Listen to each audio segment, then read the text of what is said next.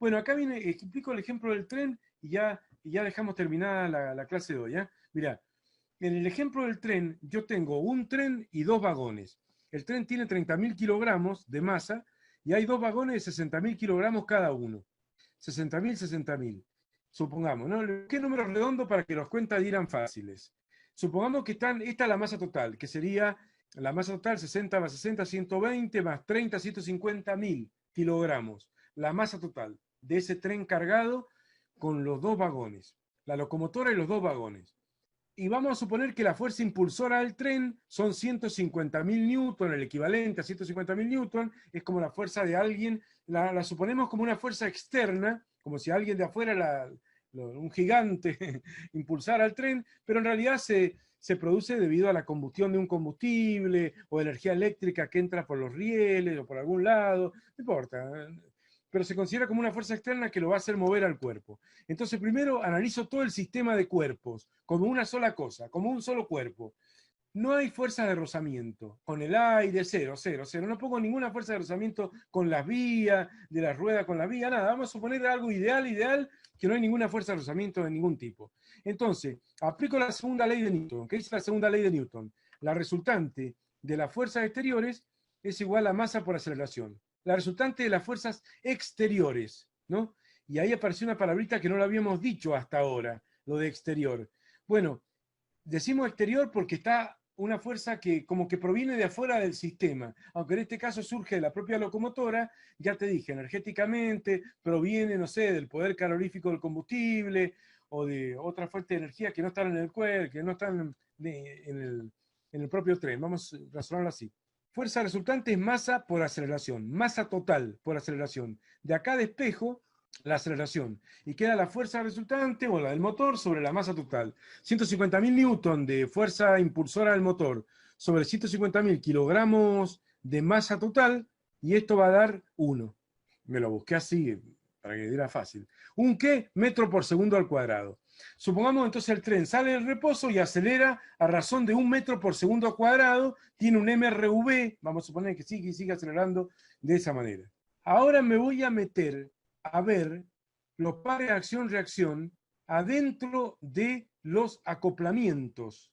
Ahora me voy a meter a ver qué pasa acá, donde hay un acoplamiento entre la masa M1 y la masa M2, y donde hay un acoplamiento entre la masa M2 y la masa M3, y voy a ver qué pasa ahí, ¿cierto? Para eso hice estos tres dibujos, que los hice a desnivel. ¿Por qué lo hice a desnivel? Para que no se me encimaran todo y no se supiera bien cuál le aplica a quién, cuál reacciona, cómo reacciona, etcétera, etcétera. Entonces hice el diagrama de cuerpo libre de la locomotora, el diagrama de cuerpo libre del vagón M2 y el diagrama de cuerpo libre del vagón M3. Y voy a entrar a ver cómo se aplica la segunda ley de Newton para un cuerpo en particular. Recién lo hice para el sistema de cuerpos y ahora lo voy a hacer por un cuerpo en particular. Cada vez que aplico la segunda ley de Newton a un cuerpo, me gusta hacer así, le hago un ovalito como decir, mi sistema es este, ahora, ¿no? Entonces, vamos a ver acá cómo se van generando los pares de acción-reacción. Mira, en primer lugar, ahí está la fuerza impulsora del motor que actúa sobre la locomotora, que tiene 30.000 kilogramos de masa, bueno, y vale 150.000 newton de fuerza exterior. Pero ¿qué pasa con esa locomotora? La locomotora no está acelerando sola, en vacío, sin arrastrarse ningún vagón, no, se está arrastrando todo el tren. Y por lo tanto, la masa compuesta del M2 y M3 son masas que tienden a quedarse como estaban, o sea, en reposo, pongámosle, y se resisten a ser aceleradas. Entonces vamos a ver qué pasa con ese tema. Entonces la masa M1, la locomotora M1, tiene que tirar al vagón con el que está en contacto, por supuesto, que es M2, con una tensión T1. T1 entonces sería la fuerza que la aplica a quién? La locomotora. O sea, M1. ¿La aplica sobre quién? Sobre el vagón M2. ¿A dónde se dibuja cada fuerza? En el diagrama del cuerpo libre del cuerpo sobre el cual es aplicada. Entonces, si T1 es aplicada por la locomotora sobre T2, va en el diagrama de cuerpo libre de T2. Ahí está, T1, la B en azul. Y la reacción, por acá está el principio de acción y reacción actuando, ¿ves? O sea, ¿qué ve el vagón M2? que la tiran para la izquierda, que lo tiran para que la locomotora lo está tirando para ir a la izquierda, y él se está resistiendo, un poco por su propia masa y otro poco por la otra masa M3 que también está enganchadita, se está resistiendo a ser acelerado. Entonces le manda una fuerza igual y de sentido contrario, T'1 igual a la T1, que la aplica M2 sobre M1. O sea, la aplica este primer vagón de carga sobre la locomotora. Y va en el diagrama de cuerpo libre de la locomotora, porque es aplicada sobre la locomotora. Cada fuerza va en el diagrama de cuerpo libre del cuerpo sobre el cual es aplicada. Esa es la gracia de todo este análisis. Son un par acción-reacción, son simultáneas. Todo el tiempo que actúe T1 actuará T'1. Son de igual módulo, de igual dirección, de sentido opuesto, pero sobre todo de distintos puntos de aplicación. ¿Qué le indica la T'1 a la locomotora? No estás acelerando sola. Le está diciendo T'1, le está diciendo, mirá, se está resistiendo el resto del tren a ser acelerado. O sea, para la locomotora tenemos que ver que es un lastre el resto del tren. Por lo tanto, lo está sintiendo como una fuerza que le impide avanzar más rápido hacia la izquierda en este ejemplo. ¿Te ubicas? Lo mismo se puede resolver en el último acoplamiento. Acá, el vagón M2 le está aplicando a M3 una tensión T2 para llevárselo para la izquierda. Y el vagón M3 se resiste a ser acelerado con una fuerza igual y de sentido contrario a T, llamada T'2, que la aplica M3 sobre M2. ¿Te ubicás? Y ahora vas a poder agarrar, y así como hicimos la segunda ley de Newton primero, sobre todo el tren, con todos los vagones, y sacamos la aceleración de todo el conjunto, voy a hacer la segunda de Newton en el vagón 1 y en el vagón 3 o en donde quiera, y me voy a tener los valores de las fuerzas de acoplamiento, ¿o no? Veamos la segunda ley de Newton al vagón, a la locomotora, que es el M1, ¿o no? ¿Qué dice la segunda ley de Newton? Viste que hasta ahora venimos con la segunda ley de Newton, F igual M por A. Bueno, yo siempre les digo a los alumnos que ojo con eso, porque el alumno se acostumbra F igual M por A. F si la fuerza única que actúa se llama F. ¿Y qué tal si hay muchas fuerzas actuando y hay una que se llama F? ¿No falta uno que le ponga F igual M por A? No, ¿qué F? Esta F es la sumatoria de las fuerzas, igual a M por A. Por lo tanto, podemos decir que es la segunda de Newton bien aplicada, es resultante igual a M por A. Así que ahora en adelante va a ver cómo en la punta aparece toda siempre R igual a M por A. O sea, ¿por qué? Porque hay más de una fuerza y acá justo hay una que se llama F y no es cuestión de poner esta F igual a M1 por A. Ya sacamos primero la aceleración del conjunto y nos dio 1. Bueno, resultante de las fuerzas exteriores sobre el sistema 1, acá estamos el sistema, para aplicar esta segunda ley de Newton. Resultante de la segunda sobre este sistema es igual a la masa 1 por la aceleración. Masa 1 por la aceleración. De eso sí es constante. La aceleración es la misma para los tres cuerpos. No puede acelerar más la locomotora que el vagón 1 o que el vagón 2. No tiene sentido. O sea, es un acoplamiento rígido el que tiene. No es flexible, no es un elástico que le permita ir más rápido o más acelerada a la locomotora que a los vagones o viceversa. Por lo tanto, una vez que sacamos la aceleración del conjunto, que fue lo primero que hicimos, y lo sacamos con el diagrama de cuerpo libre de todo el tren, todo junto, ahora vamos a usar ese valor de aceleración para todos los móviles. O sea, todos los cuerpos van a tener, en este ejemplo, una aceleración de 1 metro por segundo cuadrado. Este también, bueno, el segundo también, todo. Entonces, resultante, volvemos a la segunda de Newton de este cuerpo. De las fuerzas exteriores, dice la segunda ley de Newton bien tomada. ¿Por qué? Dice eso de las fuerzas exteriores. Porque T'1 recién no había aparecido. En el análisis anterior que hicimos, ¿por qué no estaba T1 o T'1? ¿Por qué no estaba? Porque era una fuerza interior. Cuando yo tengo un sistema de cuerpos dado por M1, M2 y M3, la fuerza que M1 le aplica a M2 y su correspondiente reacción, o la que M2 le aplica a M3 y su correspondiente reacción, son todas fuerzas interiores. Y la segunda ley de Newton, una vez definido el sistema, debe razonarse como lo hemos dicho, ¿o no? La resultante de las fuerzas exteriores es igual a la masa total del sistema por la aceleración del centro de masa, dice la teoría. Pero vamos a suponer la aceleración de todo el tren. ¿Te ubicas? O sea, nosotros ya cuando me queda el sistema global, las fuerzas, los acoplamientos son consideradas fuerzas interiores y no aparecen en la segunda de Newton.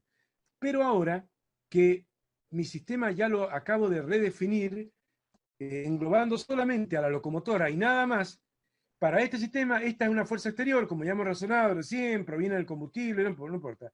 Pero esta también es una fuerza exterior, la T'1, que actúa sobre M1. Entonces, la resultante sería igual a F menos T'1, pongo primero la mayor, ¿cierto? Olvídate, acá no usé sistema de referencia. La mayor menos la menor y listo.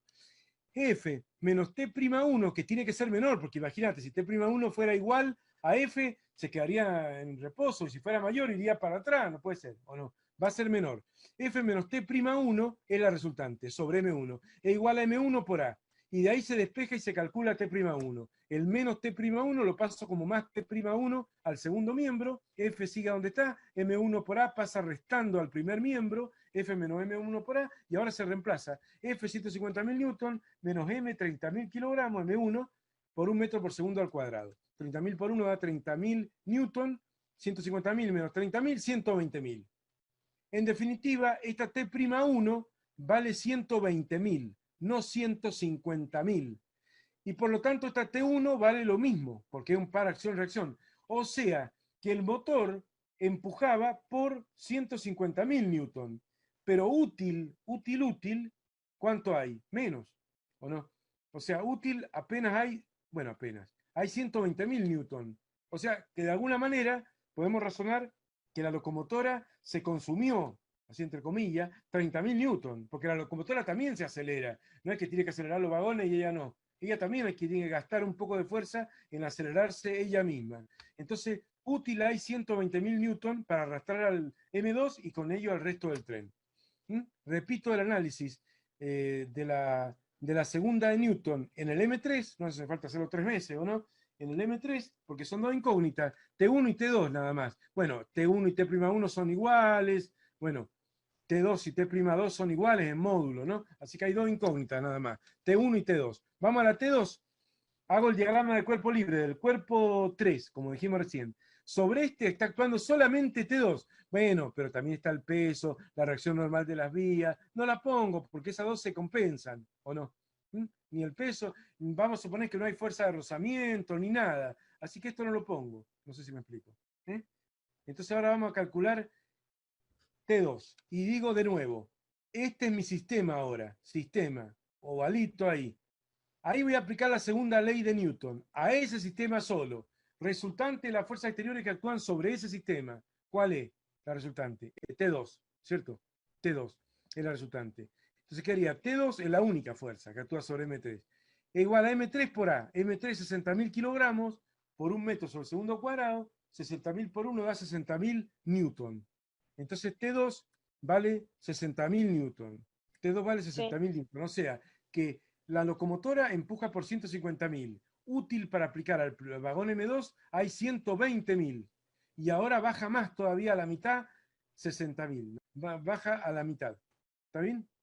O sea, así vas viendo cómo, si en un tren, pienso yo, ¿no? Si hay fatiga, viste que se fatigan los materiales cuando se someten a mucha fuerza y demás, el primer material o acoplamiento que sufrirá más en un tren es el del primero, en la locomotora con el primer vagón, porque es la que más fuerza está siendo tironeada por los dos lados, ese pedazo de gancho que está entre los dos trenes, ¿o no?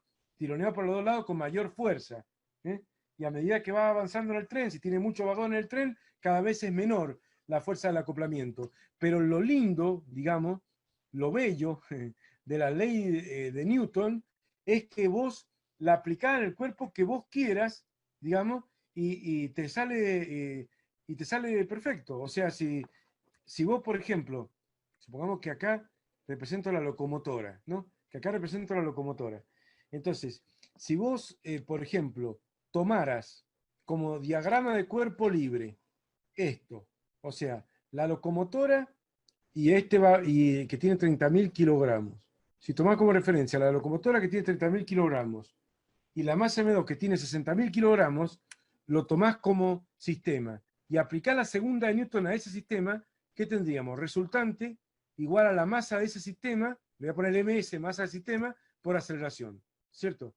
Bien, y la resultante ahí sería la fuerza impulsora del motor, que sigue estando, que sería esta de acá. La fuerza impulsora del motor, bueno, ya hemos dicho, ¿cierto? Vale 150.000 newton. Esa sigue estando, ¿o no? La fuerza F. esta no se colocaría porque sería una fuerza interior, cualquiera de las dos de acá no. Y aparecería solamente T'2. Entonces, ahora la resultante sería la fuerza impulsora de la locomotora menos T'2, ¿o no? Que sería esta fuerza chiquita de acá. Y eso sería igual a la masa del sistema por A. La masa del sistema, 30.000 más 60.000, ¿cuánto da? 90.000, ¿o no? 90.000 kilogramos. Por la aceleración, que es 1 metro por segundo cuadrado, queda 90.000 newton. Entonces, la fuerza menos T'2, la fuerza exterior menos T'2 da 90.000 newton. 90.000 newton. Ahora, si quiero calcular T'2 por ese camino, ¿cierto? Me tiene que dar lo mismo que esto, o sea, 60.000 newton. Menos T'2 lo mando acá como más T'2, ¿o no? Y acá quedaría la F, bueno, la voy a reemplazar, la F. No tengo mucho espacio, pero 150.000. El 90.000, ¿cómo pasa? Restando, ¿o no? 90.000 newton de acá. Entonces quedaría 150.000 de la fuerza del motor, de la locomotora, menos 90.000 que pasa restando, igual a más T'2, y eso va a dar 150.000 menos 60, menos 90.000, 60.000 newton. Y eso vale T'2, que es lo mismo que salió, que es lo mismo que vale T2, según el análisis hecho en el diagrama de cuerpo libre del cuerpo 3. O sea que donde vos quieras podés hacerlo. Profe, y Puede si ser. las fuerzas de 150.000 newton fuera menor, ¿qué pasaría? Sí, si fuera menor, bueno, si fuera menor, todas las fuerzas serían menor y la aceleración sería menor del sistema. Porque acá al principio vemos que para aplicar sacar la aceleración del conjunto, tenemos que tomar al sistema como un todo, como lo dije recién, ¿cierto? Tomar al sistema como un todo y aplicarle la segunda de Newton. Siempre se hace eso al principio. Se toma el sistema como un todo, se le aplica la segunda ley de Newton y quedaría, si la fuerza fuera menor, la aceleración sería menor, pero también podría moverse. Teóricamente, por más chiquita que fuera, como acá no hay rozamiento ni nada, por más, si fuera 1 newton también podría moverse. Sería muy pequeño y T'1 valdría menos de 1 newton, o sea, se puede seguir haciendo Ah, el análisis. Pero bueno, esto es medio muy teórico el planteo este, pero bueno, pero es válido, ¿o no? O sea que vos le podés ir disminuyendo esta fuerza, va a disminuir la aceleración de todo el tren y van a disminuir las T'1 y las T'2, todo va a ir menguando, adecuándose a las menores aceleraciones que tienen todas las masas. ¿Eh? Porque todo, fíjate que en toda la fórmula aparece la aceleración del sistema, ¿o no? Se va a ir adecuando todo a menores niveles de fuerza en general.